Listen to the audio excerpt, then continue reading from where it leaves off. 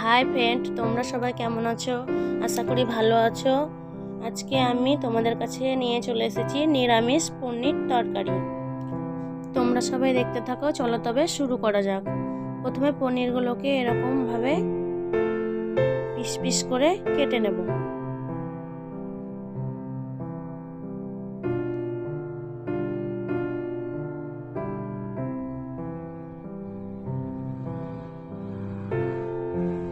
এবার আমি কড়াই বসিয়ে দেব।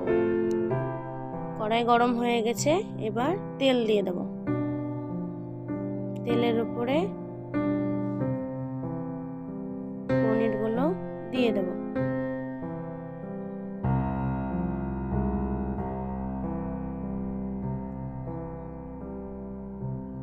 হালকা করে ভেজে তুলে নেব পনিরগুলো।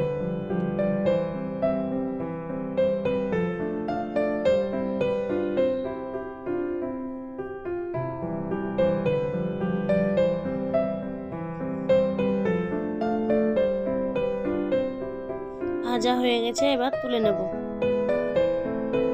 আমি আগে গরম জল করে রেখেছিলাম, ওই গরম জলের মধ্যে পনিরগুলো ভালো করে ধুয়ে নেব।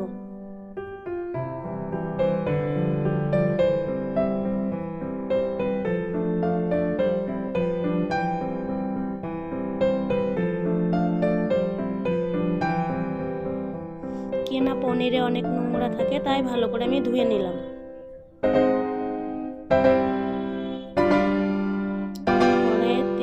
ওই তেলেই আমি গোটা জিরে, তেজপাতা দিয়ে আলুগুলো ভালো করে লাল লাল করে ভেজে নেব। ততক্ষণে মশলা করে নেব। কাঁচা লঙ্কা, পোস্ত বেটে নেব।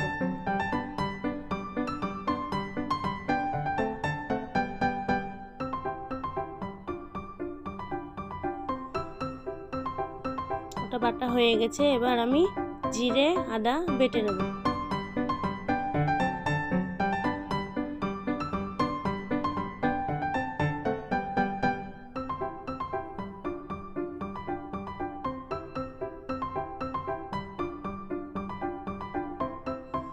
ওটা বাটা হয়ে গেছে, আমি কয়েকটা কাজু বাদাম বেটে নেব।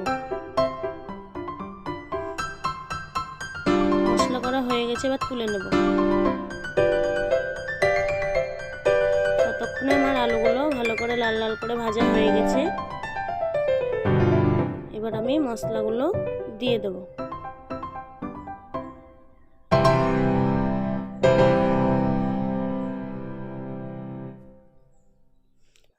ওর উপরেই কেটে রাখা টমেটো দিয়ে দেব।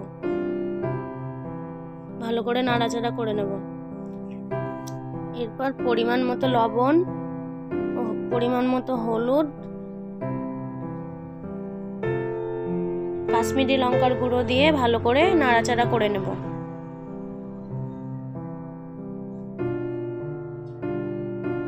তারপর পরিমাণ মতো চিনি, কাসুরি মেথি পাতা দিয়ে ভালো করে আরেকবার নাড়াচাড়া করে নেব। আমার কষানো হয়ে গেছে, দেখুন তেল ছেড়ে এসছে। ভালো করে পনিরগুলোকে জল থেকে চিপে তুলে নেব। তো ওর কষানোর মধ্যেই পনিরগুলোকে দিয়ে ভালো করে নাড়াচাড়া করে আমি আগে গরম জল করে রেখেছি, এরপর দিয়ে দেব।